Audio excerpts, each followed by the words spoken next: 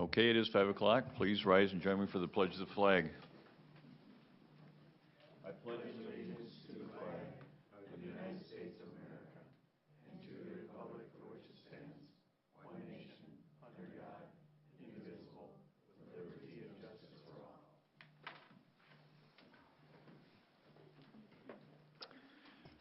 Okay, at this time we'll have our open forum. Is there anyone that would like to come forward and address the board at this time?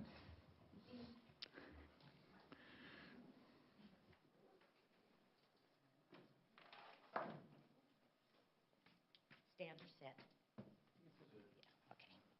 Yeah, okay. Okay. You're on. I'm on. Okay. My name is Ellen Kerr. I'm the organization lead for the Blue Zones Project, and I didn't come to ask for anything. I came to say thank you, because I always know that that's something nice to hear, especially when you work hard on something. And I promised the principals that I would come and tell you thank you for all the work that you've done to help our community really increase its well-being. You know, I know back in 2014 you passed a resolution to support the Blue Zones project, and you expressed your desire that every school be a Blue Zone school, and very quickly that came to pass. And then all your facilities are also Blue Zones work sites. But this is a special thank you because you kept your promises, but you really went over and above that. You didn't just stop there because you achieved your expressed desire. You really kept working on things.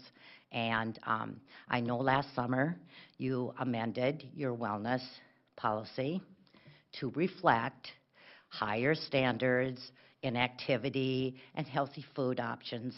And that's really a very important thing. In all of our sectors, policy is the highest form of being able to make sure that everything that we're doing is sustainable. And you clearly not only understood it, you acted on it. And that's what we need to do. So that you know where we are as a community, and this is something we could never do this without our schools. In 2011, when the Robert Woods Johnson County Health Rankings were released for the first time, we were 68th out of 87 counties in Minnesota. And although we were not pleased with that, we looked at it as an opportunity of seeing where we could improve.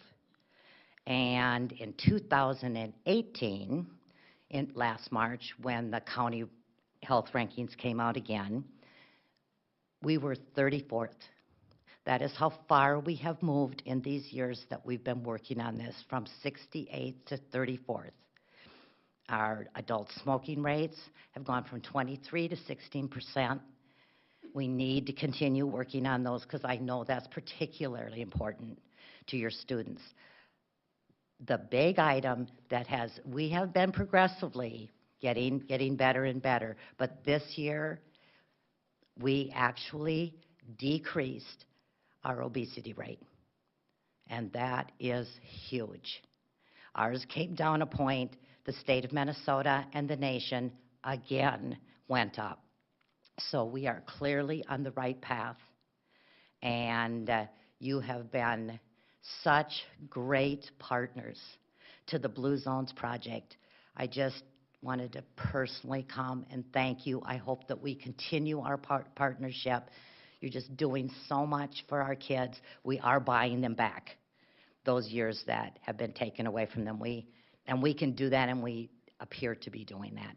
So thank you very much for your excellent leadership.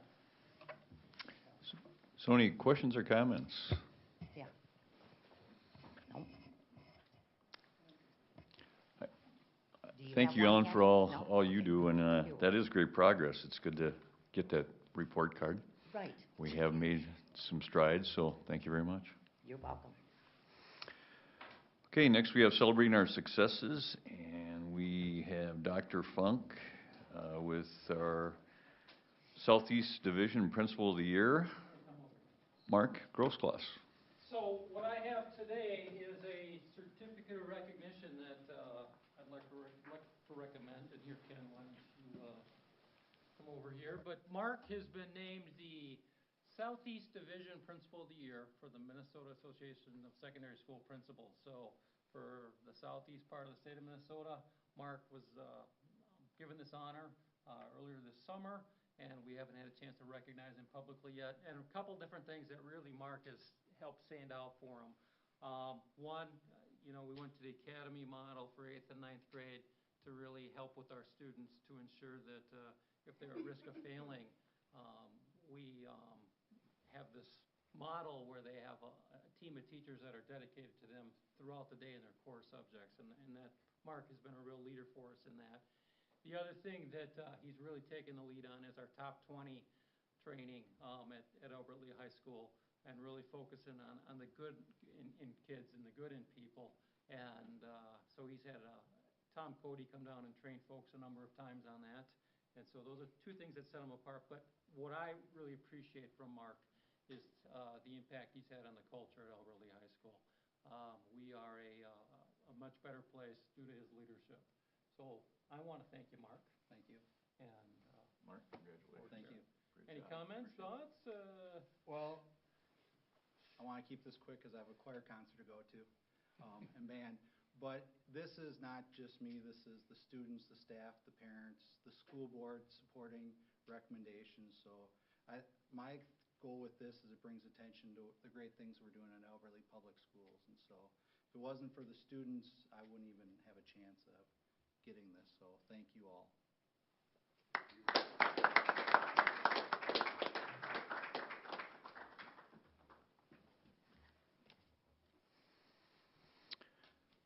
Okay, tonight's agenda, I think you've reviewed it. Is there a motion to approve that agenda? So moved. Okay, the motion is made. Is there a second? Second. Okay, motion second. All those in favor of approving tonight's agenda signify by saying aye. Aye. Pull same sign. Motion carries. Moving on to the consent items. Is there a motion to approve the consent items? So moved. Okay, is there a second? Second. Okay, we have a motion second. All those in favor of approving the consent items signify by saying aye. Aye. Pose same sign. Motion carries. Moving on to reports. Dr. Funk.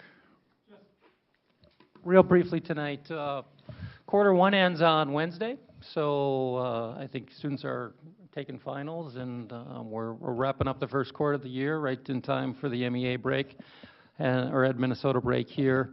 And we will have also elementary conferences next week, so there will not be elementary school. Mary Jo, back on Monday, there will be no elementary school.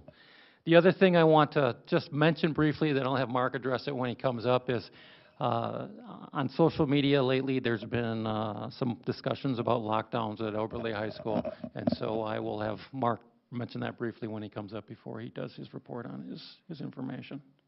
Thank you. Okay, board reports. Neil, you want to lead us off, please? Nothing to report. I attended the Family Services Collaborative meeting. One of the things we spoke about were some after-prom activities in surrounding school districts. I've received some comments about lockdowns. And then also the school board candidate forum put on by the chamber is scheduled to be Tuesday, October 30th at 6 p.m. in the council chambers. Thank you. Dave? Nothing to add to that.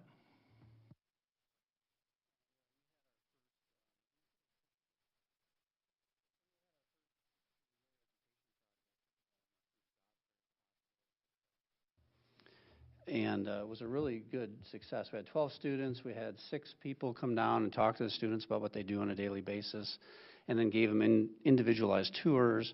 I want to thank Mr. Double for organizing it so well, and he was there the whole time and was mentoring the students as well. So it was just a really good, we spent 2 hours, and then they came back to school. It was just a really good time for them, and I think the presenters enjoyed it just as much. So we're looking forward to doing it again next semester. Great. I have nothing to report. So moving on to our students. Gigi, you want to lead us off? Choir concert at 8 o'clock. If you missed that, choir and band at St. Theodore's. Choir and orchestra. And then band concert is next Friday at 7 o'clock at the high school, I do believe. And then there's finals, of course, but Maggie can talk about that.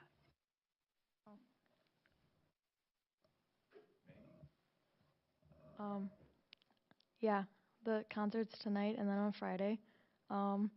Yeah, finals are this week, and I think they've done a good job spreading them out. Usually it's all on Wednesday, but they spread them out so that each subject has a different day. I like that. So, yeah.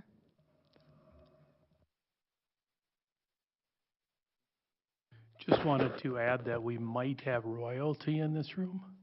Homecoming queen. Congratulations. And then our teacher report. Laura?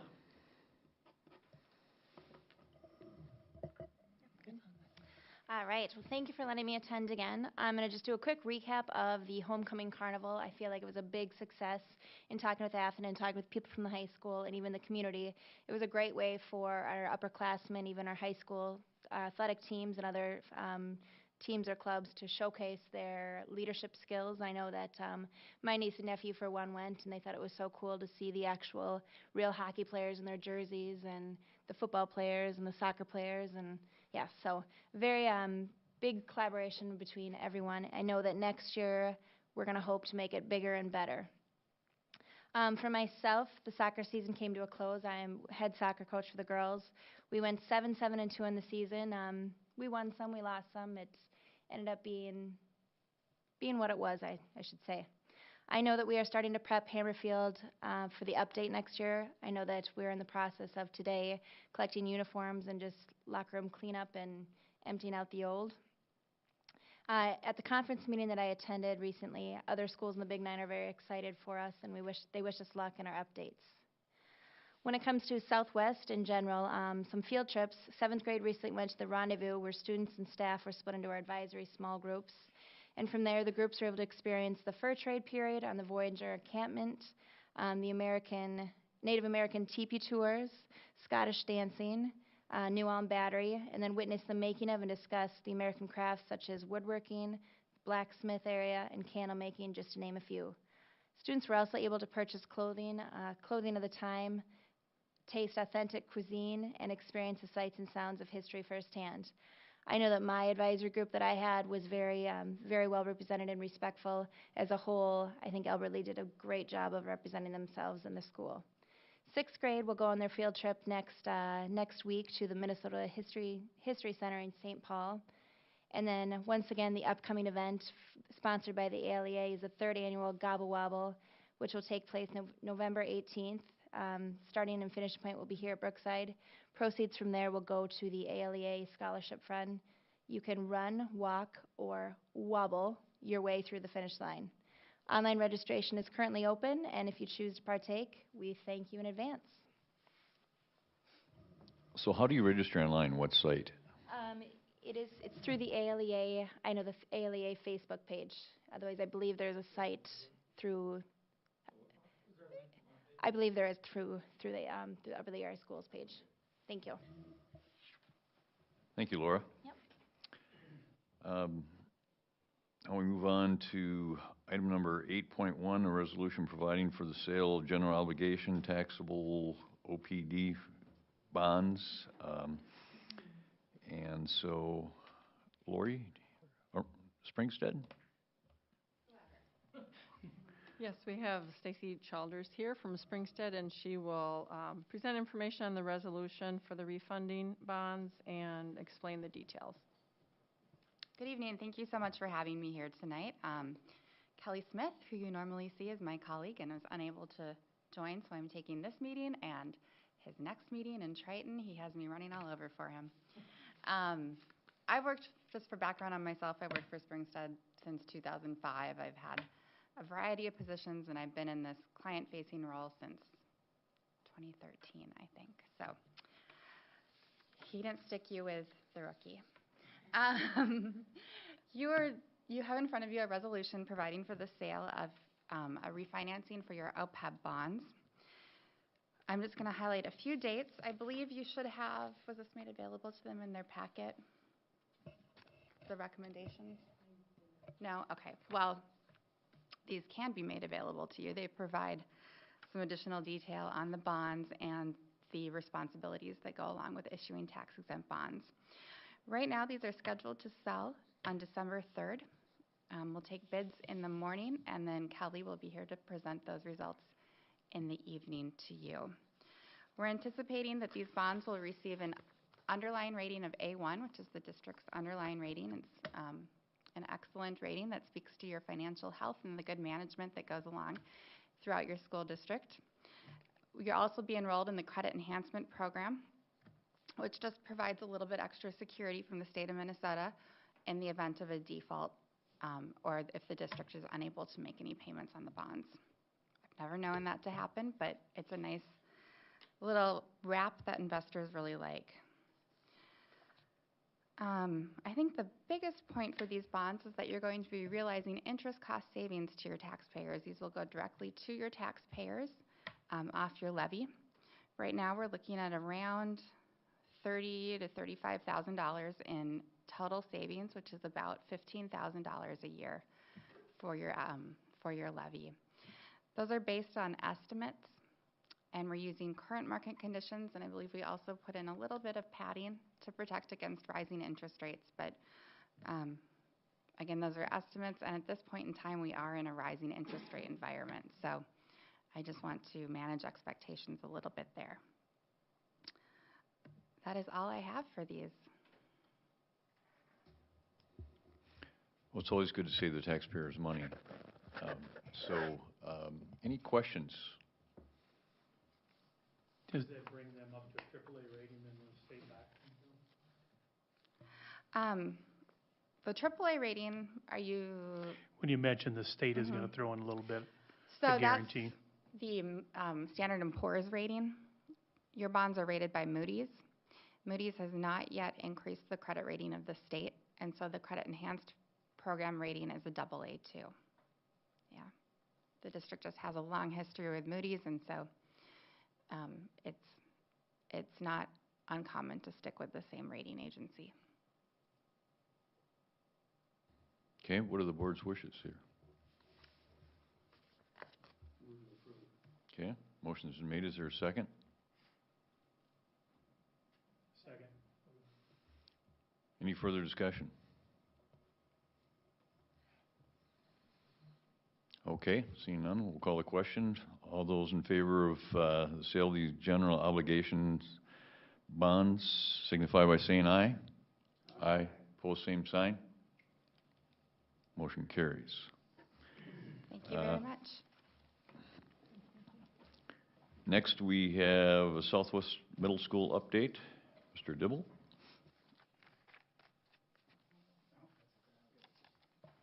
Good evening. Well, I'm 9 weeks in. It's a good run. We're having a good time over at Southwest. Let's look at some data here, and we'll get into it. Oh, I get the clicker. Wow. There we go. So proficiency trends, this is what we're looking at as we go. Of course, the boards wants us to be at 80%. That's the goal that we have.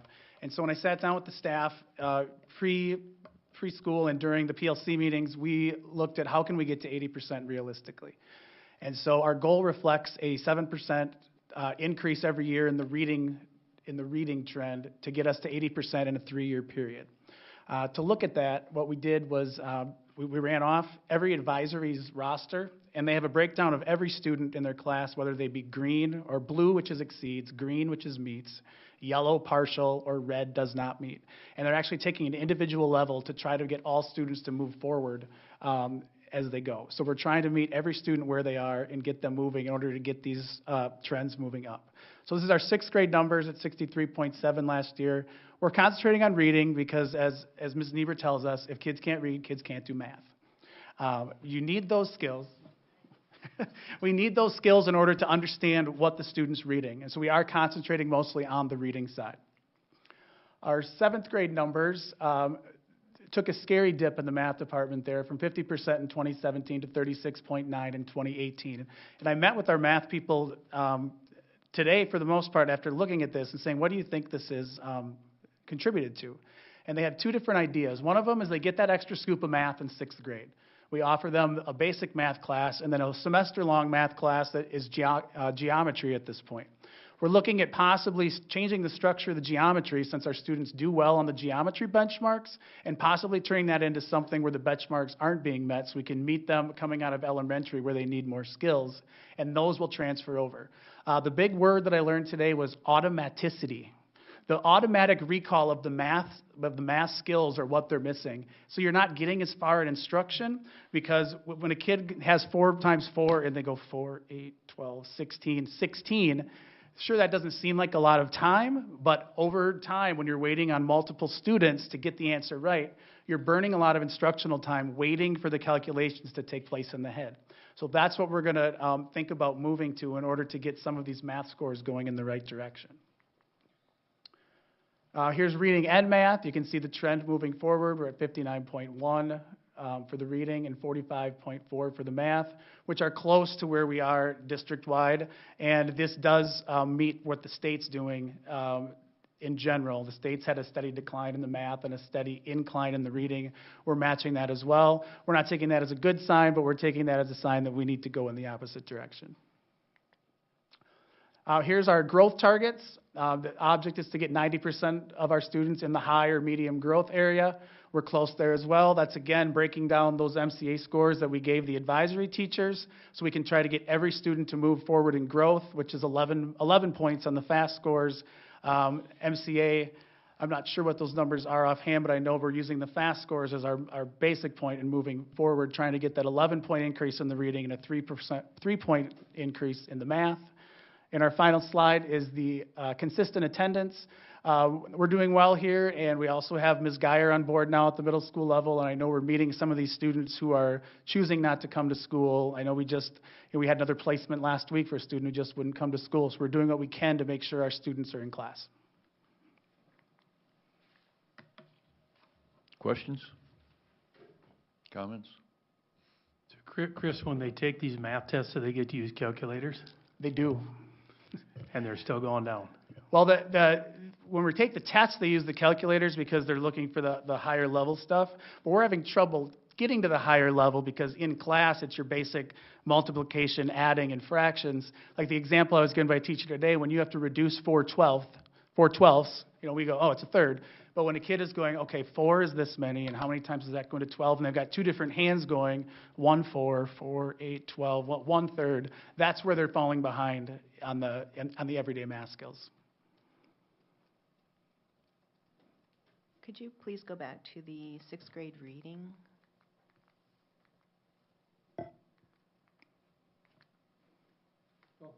There we go. Okay, so I just wanted to see, so though the 2017 sixth grade reading would be the seventh grade reading that went down. So that peer group 61.9 went down to 54.7. Can you explain, if you have any information yet, about reading?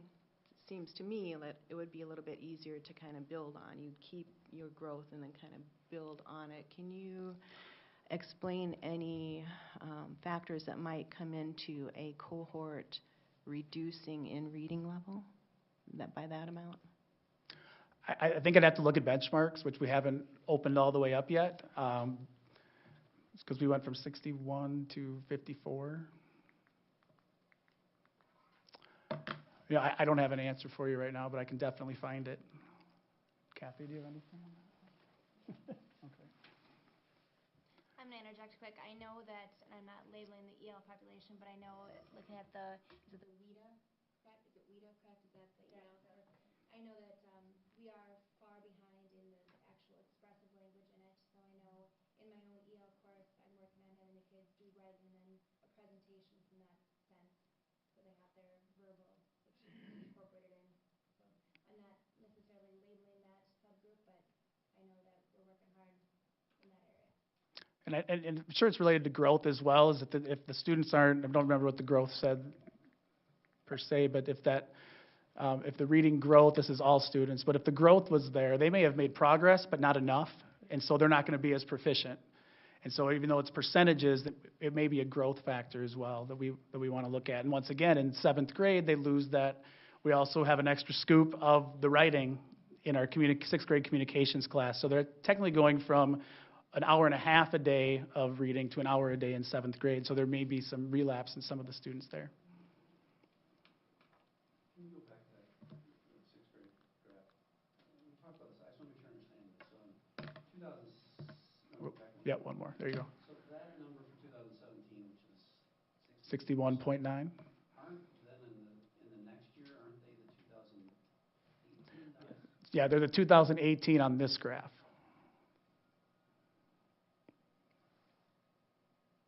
just want to make sure I follow that. Thank you.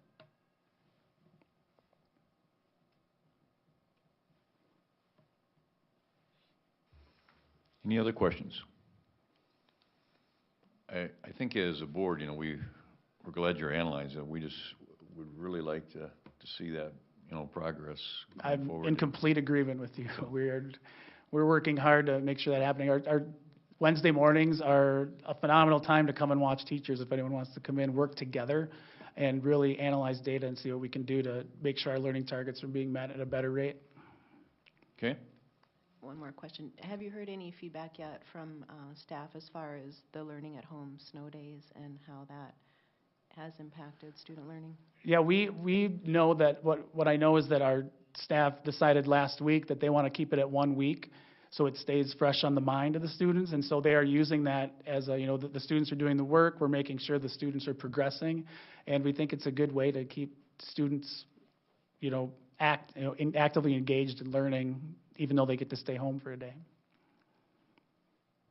And are they finding that works generally for all students, or are there some that struggle a little bit more with those and might be better off in a classroom?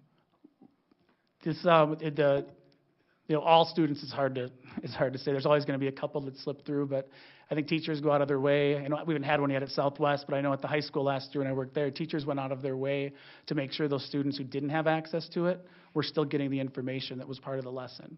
So I think as a staff, we're doing great things to make sure we meet all students, even though we're never going to meet them all, but we're doing our best. And I think that just having, instead of a day off and adding it on later, the continuation of the education is going to help more than tacking something on towards the end.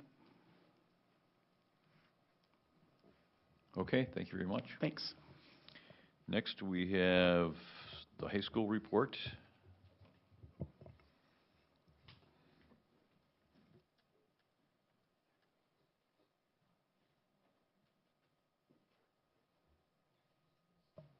Good evening. I'll start with the question Dr. Funk brought up and Director Marn on the lockdowns, the recent lockdowns at the high school. We take the lockdowns very seriously when we call them. We've had 3 lockdowns besides our drills and evacuations this year. One of our lockdowns was for medical reasons. We needed to get an ambulance crew to our 2nd floor, and we were about 5 minutes from ending a period. So instead of the paramedics trying to get through our building to an elevator, and it happened to be just before lunch, and having 1,300 kids moving around the building, I decided it was best that we go into lockdown.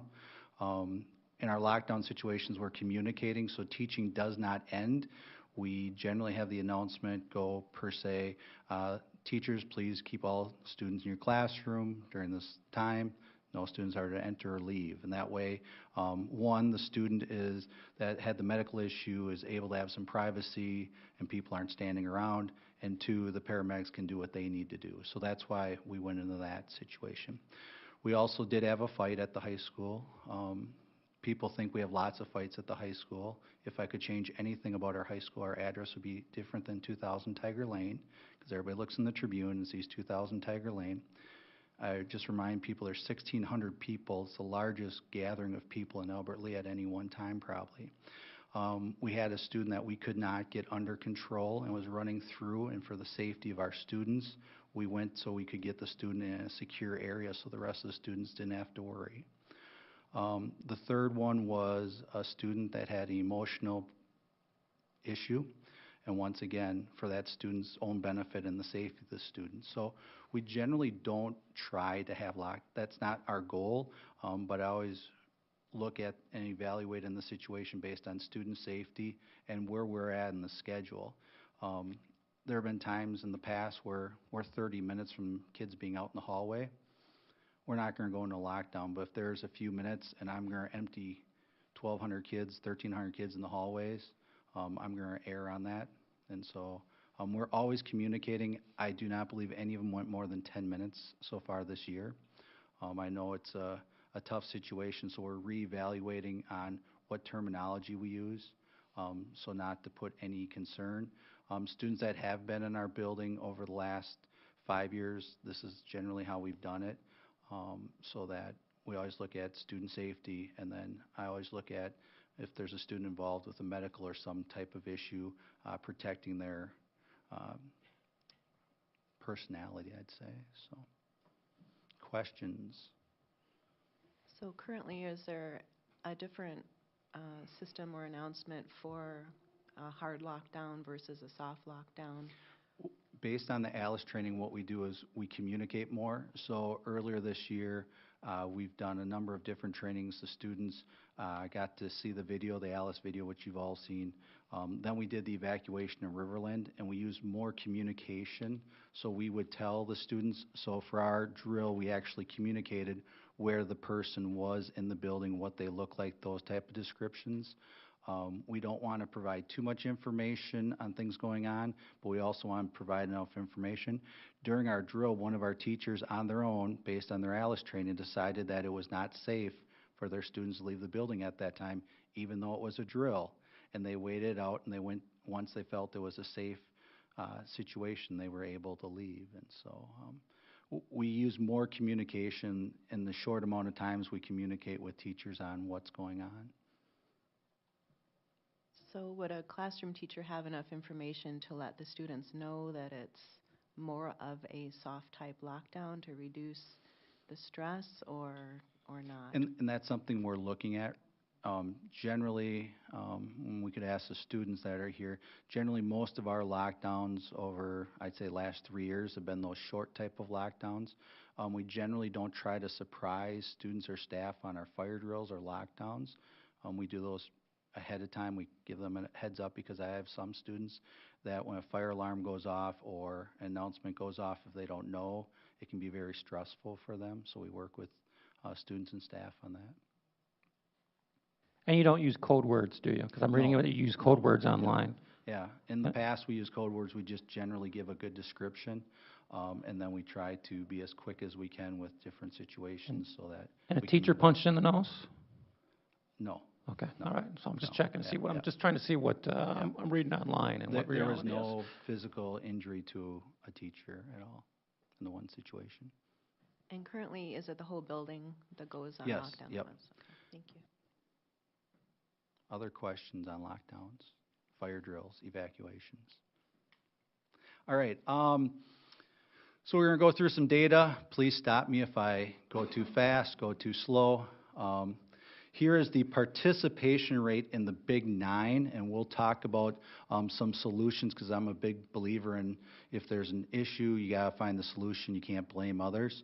So this just shows you our participation rate in our MCA testing here. So you can see the difference between different schools.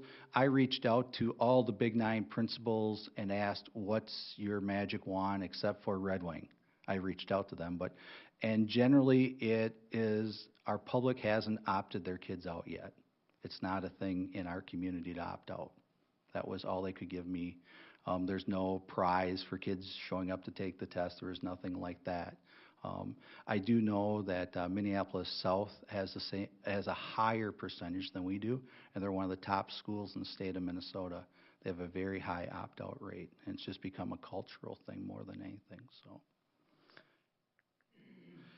here is our 8th grade reading and math, and by no means is this good. We have done some things to try to improve it. One of the things that we have looked at as we've added different things, like we've added a reading interventionist over the last couple of years, the academies. We're also looking at if it's not working, how do we improve it? And so this year, I took two very highly qualified people, and they're specifically, one's working with the 8th grade academy students, non-teacher, and one's working with the 9th grade, and we're actually pulling them because, as Chris said, you can look at your data and you know your kids that should pass the test. And then the question is, where are those kids in the middle? And that's the students we need to target. And it's not so much the test, it's how they're going to do later on in life. And so how are we making them proficient to be proficient readers so that they can read at a minimum of the 8th grade level? Because that's what you need to do to be able to read the newspaper. And so do we have some work to do? Yes, we do. Do we have staff working on it and trying to come up with creative ways? Yes. So you can see our numbers there. Questions about anything with our 8th grade on our proficiency reading and math? So I'm just noticing 2016, there was 100% taking the test that year. Looks Correct. like, right? Okay. And then it goes down from there. And I'll show you a couple slides down the road that I believe we're losing. A lot of our kids that are opting out are maybe some of our stronger students. Here's our 10th grade proficiency, pretty flat. Once again, you can see numbers about the same of participation.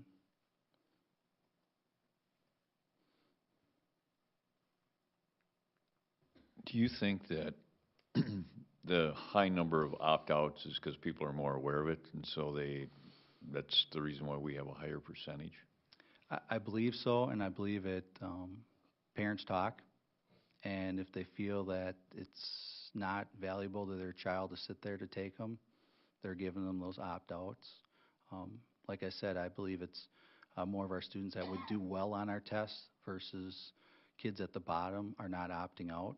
And so I think it's a thing we have to work on with our parents to show them that it's important. I know that now the state legislature has put in some things for students, trying to get students to participate to benefit them when they go on to post-secondary options. And so hopefully we can encourage parents to encourage their student to take it. But we do get a lot of opt-out the day of the test, where parents send in the note requesting their student not take the test. Does it require a note from the parent? Yes, we need to have written documentation. Students don't get to choose to opt out. Here's our 11th grade math. I know one of the student school board members spoke about this a while ago when all the schools started talking about the opting out.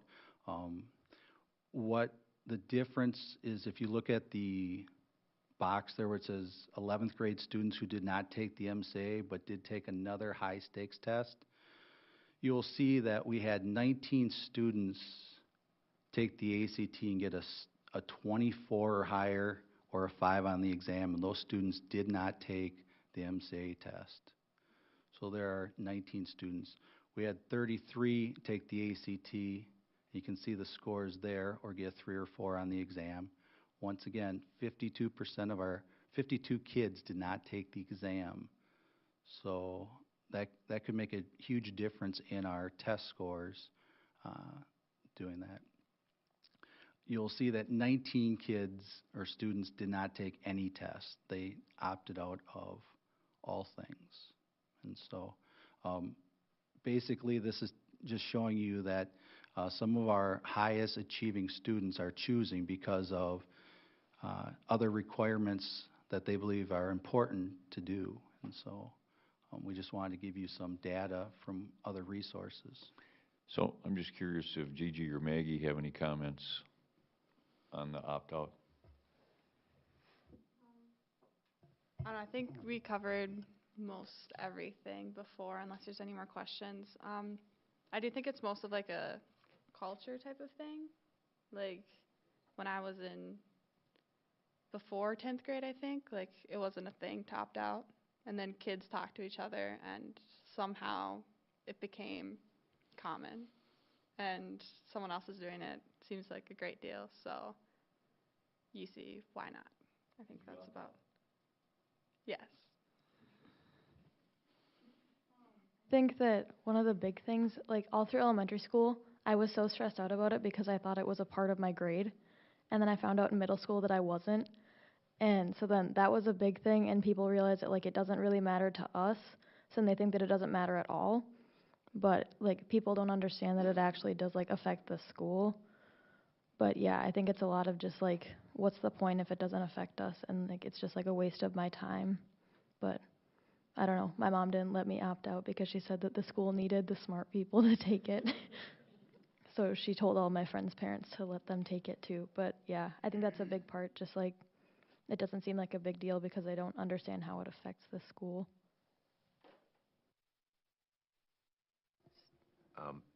Mark, do you expect that other school districts will experience the same pattern that we are experiencing here? If you're asking me if we're cutting edge, yes, this area. You know, for outstate Minnesota, when I talked to the Big Nine principals, they were shocked that it hadn't happened to their schools. But with social media, and I know the two newspapers in the Twin Cities always do a story on it every year. And with large schools in the metro having large opt-outs, I'm sure word disseminates throughout. So my goal is yes, we need to work on this, but we should also look at what we're doing well and where we're getting good results. And so hopefully we'll see that in a little bit. I will tell you from my professional opinion that in 2006, 7, and I believe 8 was the last year they're required for graduation.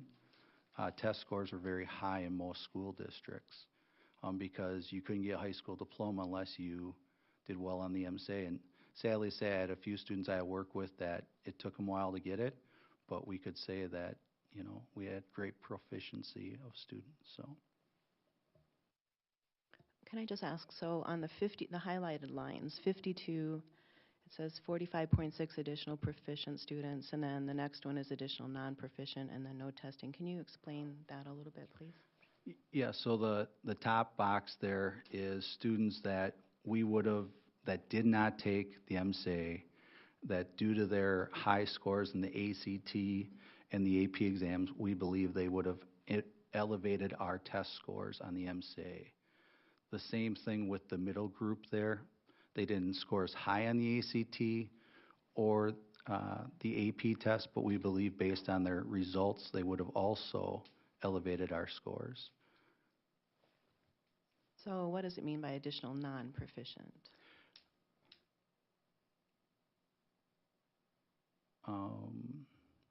Are you looking at one of the columns? At that 43, the one that did the ACT less than or equal to 17. We would have added 43 students to the non-proficient column. We would have added 52 to the proficient column, is what the estimates are based upon how they scored on their ACT or their AP exams. Okay, that's what I was thinking, because to me, if that 43 is non-proficient, and then assuming, I don't know how that 19 breaks out, but if those 19 most likely are non-proficient as well because they're not taking the ACT, those two numbers are actually greater than the 52. So it is, to me, that seems like we're still in a balanced kind of opt-out situation. What I would tell you, we used to do in the old days is we'd take and find out every student's reading score, every student's math score, and we would target all those kids on the bubble. I'd have my teachers take the top kids and say, we believe that they will do well. And then we really attack that group. With so many kids opting out, it's hard to do that. And so. But is that the right assumption, though, if there are 43 that are non-proficient, and then a good part of that 19 that would potentially be non-proficient, that does seem to be balanced. So if we're saying that a majority of high-performing students aren't, then that wouldn't technically be correct. We're trying to look at, with the best estimate as we can, is where we think kids would be. And so we're trying to tell you that there will be, we would estimate that we would gain 52 kids for sure. 43, we believe we get some of them. In 19, we have no clue because they just didn't do anything. And so it's hard to say. And so it's hard to say if they would have been proficient or non-proficient. And do most of the proficient students actually take an ACT or? Yeah, these are all actual ACT scores here. So we pulled the ACT data and then pulled the kids that did not take the MCAs. But my question, I guess, is on that last line of 19 students who didn't take an ACT. We're not sure. Okay, thank you. They didn't take any tests. We have nothing to measure them on. Thank you. So you have 3 bars here. You have the state average. You also have the school district and all students. These are all students in the middle, and then Elberly High School scores there. So you can see, once again, nowhere close to where we want to be. And so we're working on how do we help these students. We're looking at everything from tweaking schedules to providing extra help through tutoring to having older kids mentor. So we're looking at how do we help with this.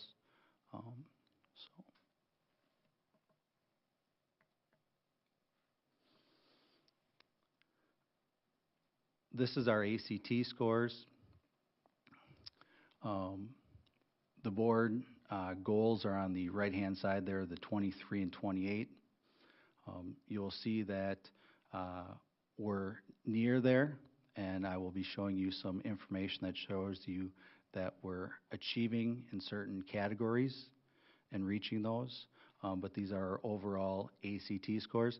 Realizing every student at Elberly High School is given the opportunity to take the ACT score.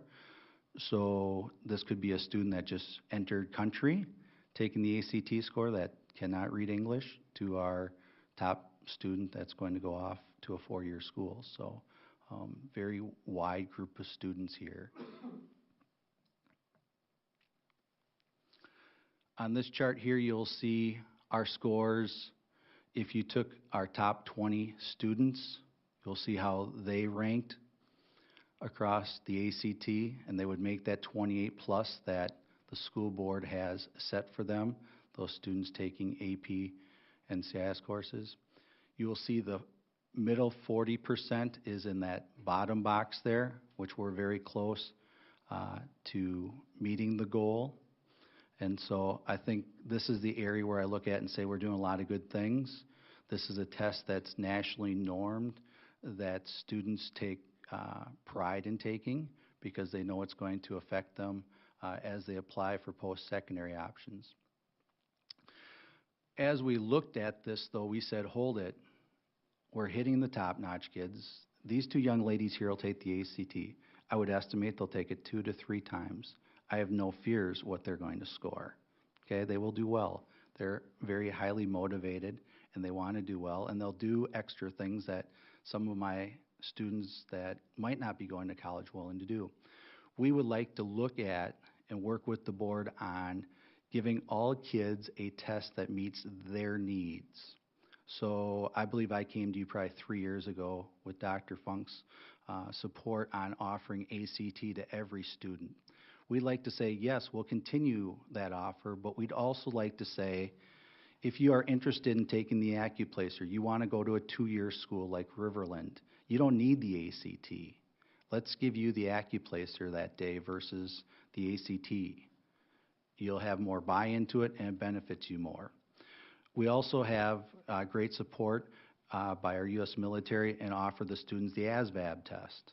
And so we would offer all 3 tests on the same day so that students and parents, we would educate them on the different options, but parents could look and say, hold it, my son is not going to go to a 4-year school, or my daughter, they want to be a welder.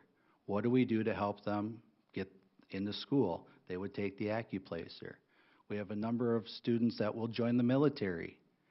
Their ASVAB is more important than their ACT score because that will determine their training once they get out of basics. So that's how we would like to move forward at the high school to meet the needs of all of our students.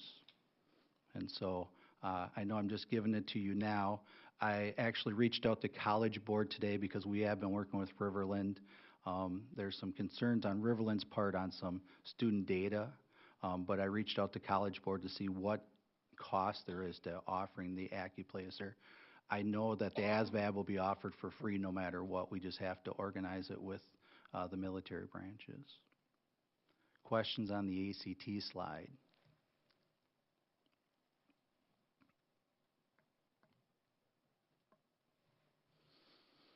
Here is an update on our AP scores. You will see that English language, macroeconomics, and psychology are straight AP courses. U.S. government, calculus, and biology are combination AP CIS courses. So you'll see that we've increased the number of students taking AP courses. The area that we need to work on is their scores. Those students getting 3 or more, or higher than 3 on their AP test. You will notice that because in English, macroeconomics, and psychology, unless they get a score of 3 or higher, they're not going to get college credit generally. And so you'll see we have many more students getting 3s, 4s, and 5s in those 3 courses, where the AP CIS course, the students already know that they will be receiving college credit. So based on my limited scientific background, I suspect there's not as much pressure. I will tell you, kids coming out of the macroeconomics test feel a lot more pressure going in and coming out than some of their other courses. And that shows in their results that they've achieved. Questions on the AP information?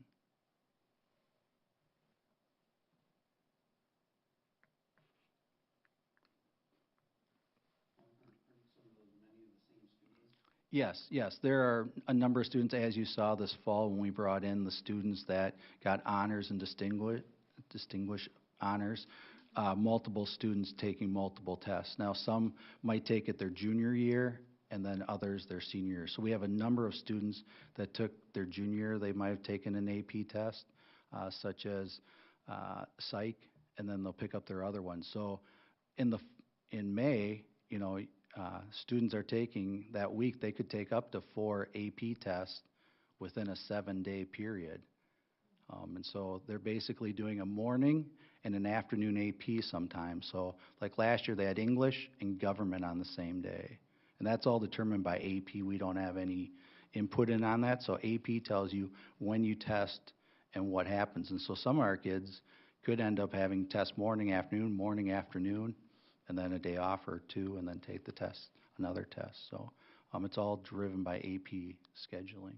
When are those tests? They're early May. So we get done with the Big 9 Music Festival, and then we go right into AP testing.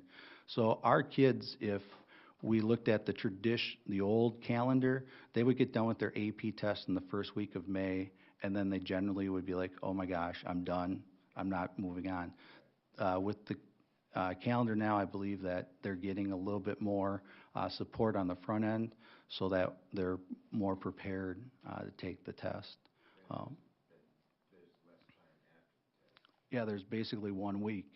And for seniors, it could be less than 7 days depending on graduation.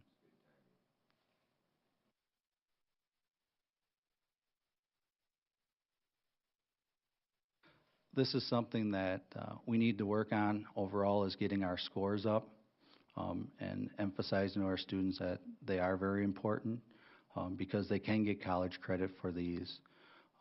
And it also, I know a number of the teachers, they feel it reflects on them. I am the gatekeeper, I think it's July 5th. July 5th, the scores come out, and I get a phone call from Dr. Funk, and I get a phone call from 2 AP teachers. They want to know the scores, because that's just how they're driven. And they want to see how the scores reflect on them as teachers. And so they are rigorous tests. The students can do well on them, but they have to prepare. And it's the closest thing you're going to get to a college exam that we offer at Elberly High School. Something we're really proud of, but not where we need to be yet. As we celebrated last year, we had 91% graduation rate. Actually, 2 years ago, the new numbers aren't out yet. But we expect that we will get to the mid-90s. That's what we set as our goal as a staff. The only school that we will not meet this year, I'd love to meet them, is Northfield. I think they're at like 96% graduation rate. We will get there. But as a staff, we've said we're going to knock off 2 to 3 more Big 9 schools and get that rate up. None of us in education will be happy until all students are graduating, but we understand that there are some students that will continue on with their education. Our 18 to 21 age students in our special ed program don't get their diploma till they finish their program, so that number affects us. We also have a lot of EL students that might not be ready to graduate, and they have till they're 21, so we'll continue to work with those students. So the goal of getting to 100% is great, but I'm not sure we'll ever get there, but we should get as close as we can. Questions? Oh, one last one. Growth targets, once again, not where we need to be, but we need to make progress on this and help our students get to that 90% as the school board has directed us to get to. And if they're not taking the test, they're not growing because we don't have any data. Any questions overall? I think I like your idea of taking other tests. We've talked as a board about how we need to have more opportunities, that not everyone is going to go to a 4-year college. And when you hear the stats as to what's needed in the future, I think they say that 7 out of 10 future jobs will not require a 4-year college education, but they will require an education. And so I think looking at the other tests would be something to really, really consider. Yeah, Ken, at the report that I didn't give from the Chamber of Commerce Committee on Business and Education, we talked about this, and the idea seemed to be a very good advantage if we could somehow determine what students were pursuing in their education, and then devise some sort of instrument that would measure the extent to which they succeeded in preparing for that choice that they make. And it sounds like that's something similar to what you're doing with the 3 tests. One of the things we'll need to do is we'll need to educate students and parents and give them the 3 options and what does that mean. By no means, if a student took the AccuPlacer as their junior year, I would say don't take the ACT. A lot of things can change in life, but we need to give them the information so that they're educated and they can make good choices on what they need. Just like the ACT, the AccuPlacer can take multiple times, so it can be a great benchmark for students, and then they can either take it on the Albert Lee campus at Riverland if that's where they're looking at going, or they could go to Austin and take it there. But we have to educate the parents. I would suspect I'll be coming back to see you with more information on these 3 options, with what we're doing to educate and what the financial differences look like from less kids taking the ACT to AccuPlacer to ASVAB. So we'll be getting back to you with more information. I also like that idea of the options for testing, and I think it helps our students be more prepared rather than just to be flat-footed and not have that information. Thank you. Okay, thank you, Mark. Next, we have a Pathways to Success update, John Double.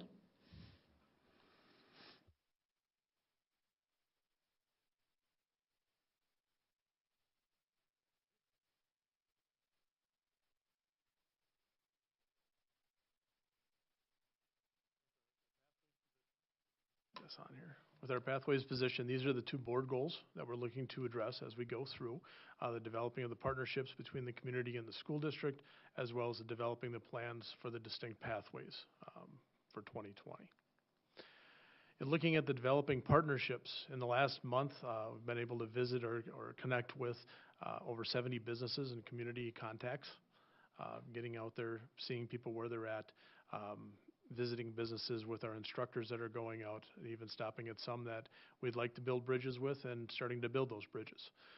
Attended 8 different events, including our job fair that was up at Northbridge Mall earlier, and we got a connection out of that one as well. Been attending the area and regional meetings and participating in those committee committees that are going on. We have the Chamber of Commerce, the Business Education Committee there, Workforce Development, has their Human Resources Committee. Riverland, been working there with the college and the schools, as well as the Perkins committees. And the Southwest Service Cooperative has a STEM Forward Committee, and as a subcommittee to that is the C Team, which is the CTE part of that piece, or the Career and Tech Ed. They were part of working with the Manufacturers Week that I'll talk about here in just a little bit. Some other pieces are trying to make those connections. So we're connecting staff to the resources. As far as the worksite resources that we were looking at out of that job fair at Northbridge Mall, made a connection with Edgeless, and we were able to connect our diversified occupations class to set up a student or two there for work. We also made a connection with Bauer Built, just going out and stopping at the business, and hopefully that'll produce some connections for our youth apprenticeship programs. But there's a lot of businesses out there looking to work with us, but they just need to know what we're doing and that we're interested in working with them back. Also providing presenters for classrooms or them connections. We had a middle school science elective that was looking for someone to train them or their students or talk about wilderness first aid, and was able to connect them with some resources out of our community to get that training in. Been working with our public relations coordinator, Brittany, supplying her pictures, articles, those types of pieces. I've really made that a two-way street, which is terrific. She connected myself with Sarah over here for the Impact magazine article that came out this last month, as well as making sure that we're making those connections back to Brittany and running those things through our public relations person. Also, we've been collaborating on some upcoming events, some happening within the next couple of weeks and even some far distant than that, just making sure that we're moving forward together on those pieces. We're also working with our area resources that we have. We have Jean, I'm blanking, Eaton, with the Greater Education Project. She's helping getting us our presenters for our 8th grade Pathways class, as well as our job shadowing that we do with our seniors. Working with Val Qualley with our workforce development. She's been working hand in hand with our youth apprenticeship program.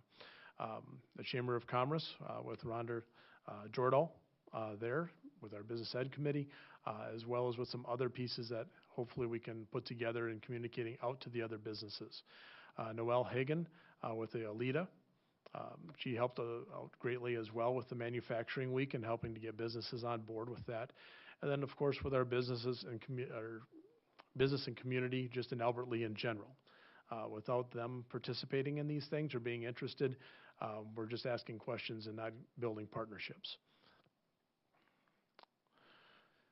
Our 8th grade Pathways class, I know a lot of these pictures got really small, but these are the majority of our presenters that came in this quarter. The Pathways class is a quarter class.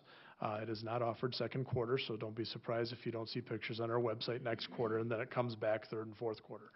But these are some of the presenters that came in. Some brought toys with them or things from their job. Other ones came in to talk about their different positions. But it was about their pathways, and they had some really interesting pathways for the students. Not all of them were direct lines.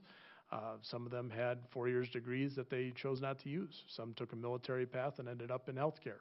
So all sorts of great stories that the students got to hear about other people's pathways. We also developed some partnerships that allowed us to do some really big things. One of them that we were able to open the door with Mayo Clinic, and they had a mini job fair experience that a number of our students took part in, as Dr. Shoddy had mentioned. That was on just this last Friday. It was an outstanding opportunity. We're getting feedback on what the students thought of that as well, but by and far, getting off the bus, they really had a great time of it. They would have loved to spend a lot more of the day there as well.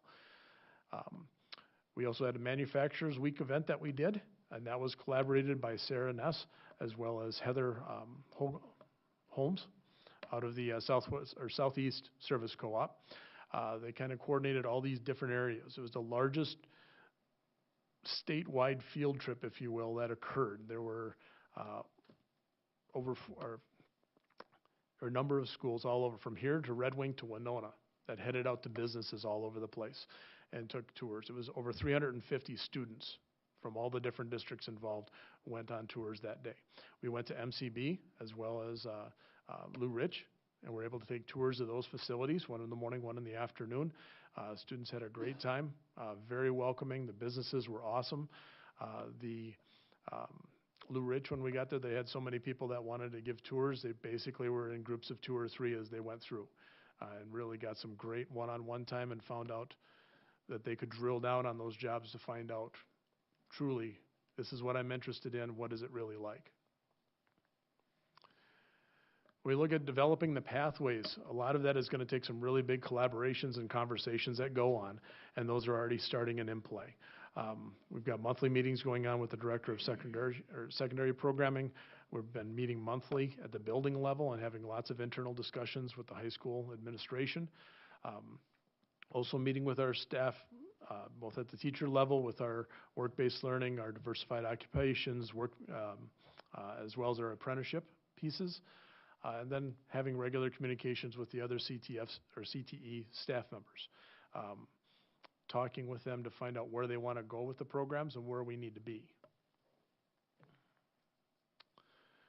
When we look at our regional committee work that we're doing, the STEM Forward and C teams have different pieces that they're putting together. One of the pieces they're wanting to work through is the common language and details for the experiences.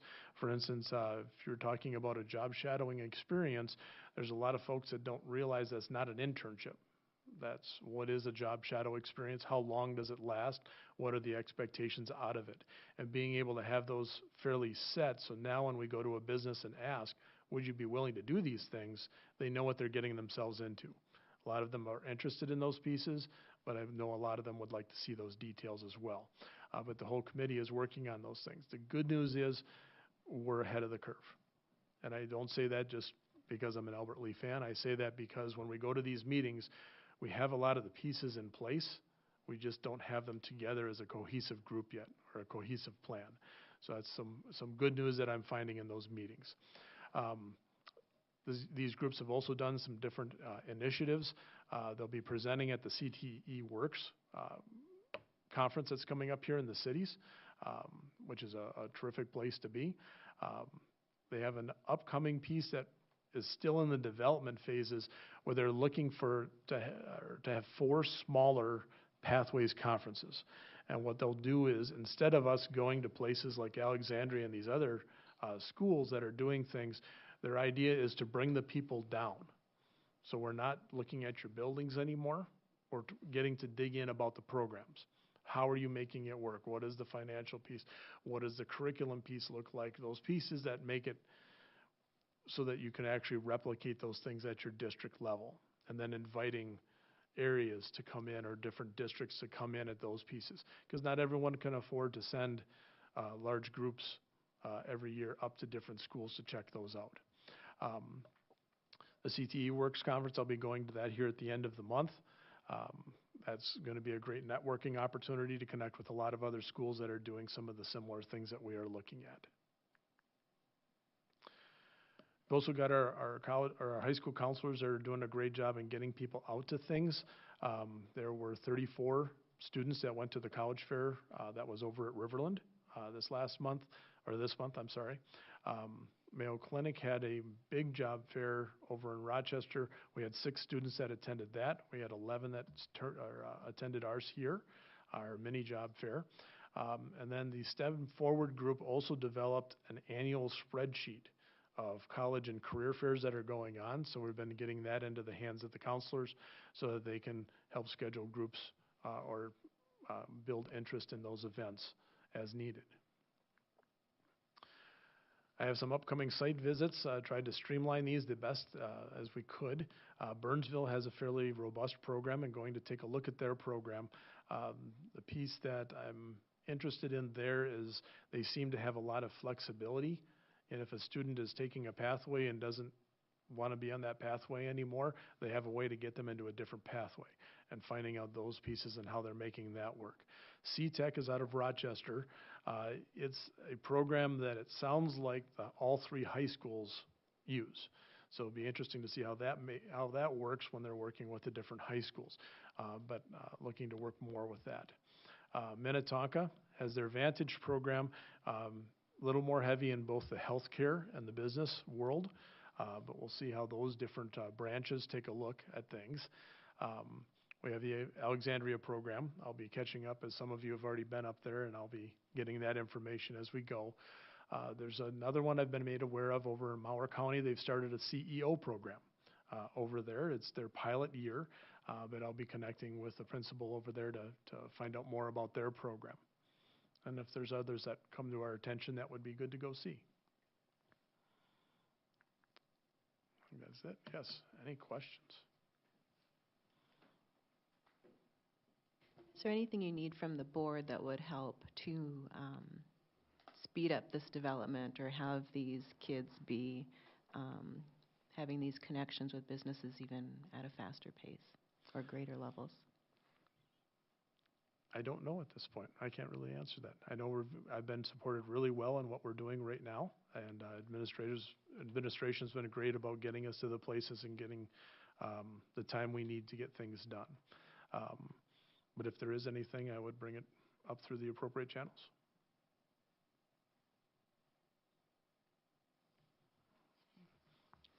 Thank you. Thank you. Appreciate the update. Okay, our last item of business, I'd entertain a motion to go into closed session under Minnesota Statute 13D.05, Subdivision 2. Is there a motion to do so? Is there a second? Second. Okay. We have a motion and a second. All those in favor of going into closed session signify by saying aye. Aye. Pose same sign. Motion carries.